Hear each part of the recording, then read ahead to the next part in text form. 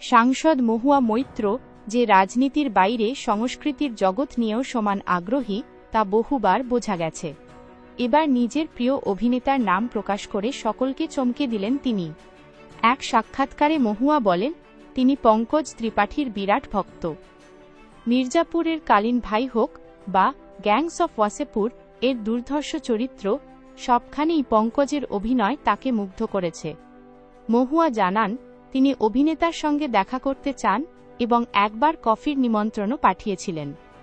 এক সাংবাদিকের মাধ্যমে পাঠানো সেই বার্তায় তিনি লিখেছিলেন, আমি আপনার অনুরাগী, আপনার সঙ্গে একবার দেখা করতে চাই।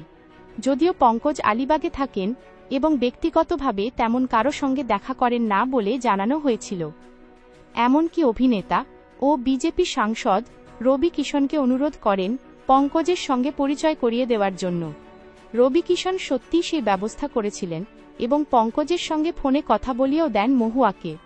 তবে মহুয়ার স্বীকারোক্তি, তখন এতটাই নার্ভাস ছিলাম, ঠিক মতো কথাই বলতে পারিনি। এই ঘটনায় মহুয়া যেমন তার সরল আবেগ প্রকাশ করেছেন, তেমনই প্রমাণ দিয়েছেন।